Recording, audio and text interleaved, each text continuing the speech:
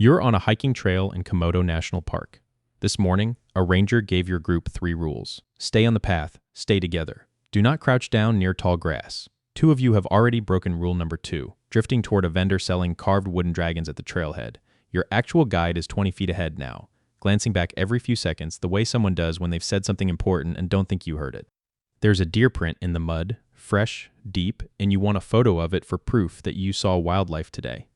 You crouch down, you get a really good angle on the print. Something moves in the grass behind you, not in front of you, behind you. There is no growl, no warning, just weight and pressure, and then your own voice making a sound you don't recognize.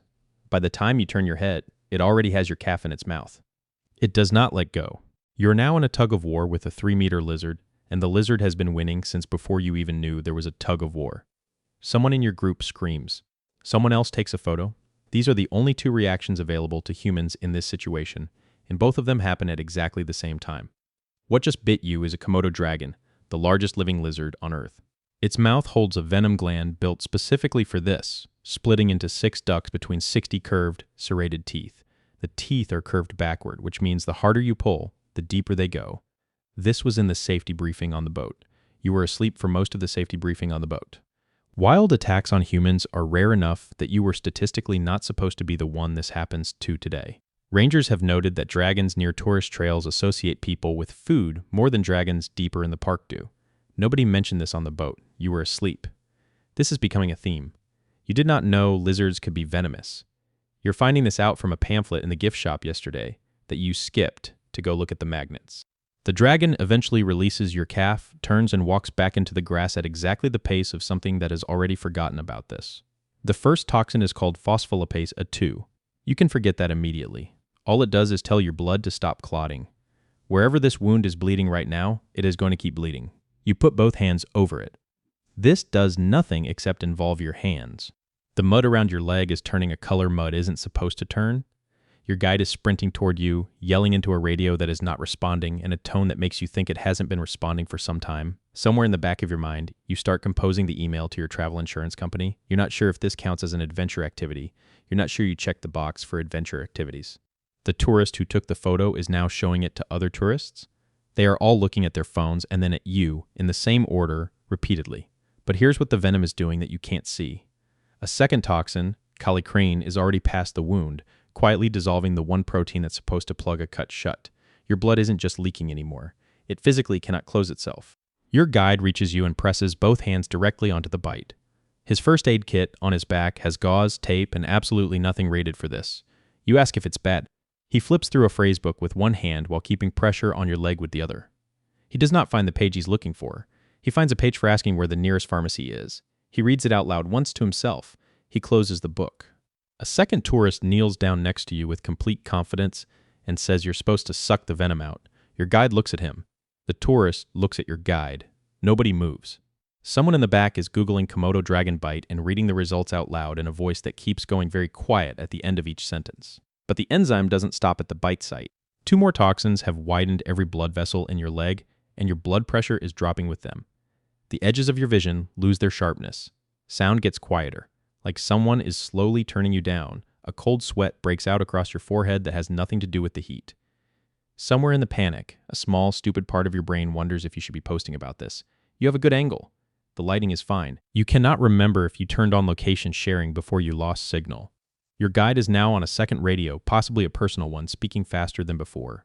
You don't know what he's saying. Based on his face, it is probably not a progress update. Someone places a hand on your shoulder and tells you you're going to be okay. You appreciate this. The person leaves immediately and does not come back. But that's not the part that should worry you. Your own immune system has now joined in, flooding the area with fluid, trying to fight off something that already walked back into the grass. Your calf is now visibly bigger than your other one. The skin pulled tight and starting to change color. A tourist, several feet back, asks your guide, sincerely, if this is part of the tour. Your guide does not answer. The tourist takes this as a yes and takes another photo. You become aware that your leg is now the most photographed thing on this island, including the Komodo dragon, and you have been here for 4 hours. But your immune system just made everything worse. One more toxin's entire job is to make this hurt more than the bite itself ever could. In the wild, that's what keeps prey from running far enough to get away. Every instinct you have says lie still. Every part of the situation says lying still is the worst possible move. You compromise by doing a sort of seated rocking motion that helps nobody, including you. You are on an island with no cell signal, unable to look up your own symptoms, which means you have been staring at your own leg for 20 minutes making detailed personal observations that no one has asked for. You try to describe the pain to your guide using hand gestures. He nods slowly. He clearly does not understand what you're trying to communicate. He nods again, anyway. But that pain you're feeling, that's not just the venom. That's your own nervous system turning the volume all the way up. In 2009, researchers figured out how little of this stuff it actually takes to put something into shock. It is not much.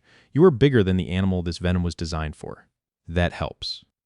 You're also bleeding continuously into mud on an island where the nearest real hospital is a boat ride and a flight away. That does not help. Someone in the group has started timing the evacuation on their watch. They update you every 3 minutes. You have asked them to stop twice. They have not stopped. Your guide checks your pulse. His expression does not change, which is somehow more alarming than if it had.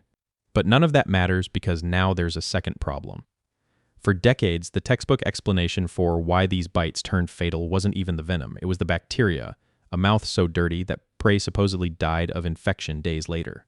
This was a very compelling story. It was also not true. In 2013, researchers tested it.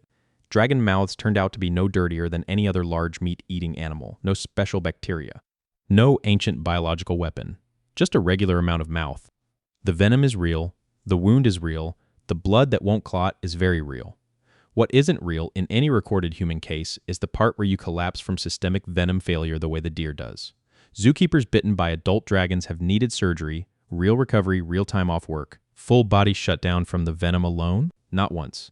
There is no antivenom for a Komodo dragon bite. Nobody has ever needed one. You feel, in this moment, genuinely cheated.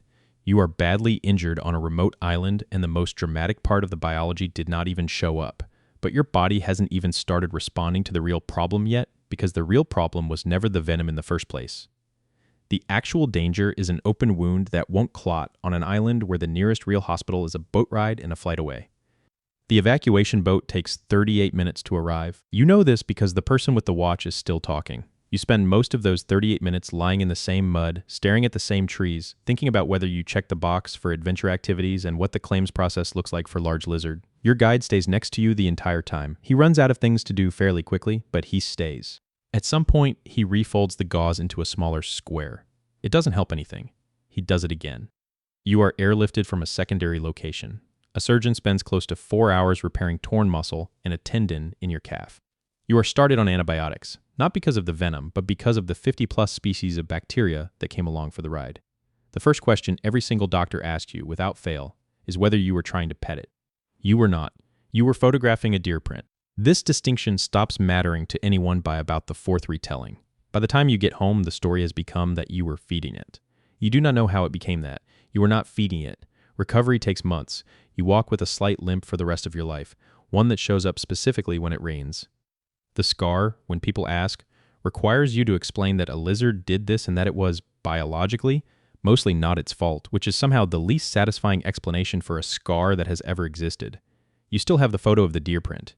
It is genuinely a very good photo of a deer print. Sharp, well-lit, good angle. You took it right before a Komodo dragon bit you and nobody has ever cared about the deer print part.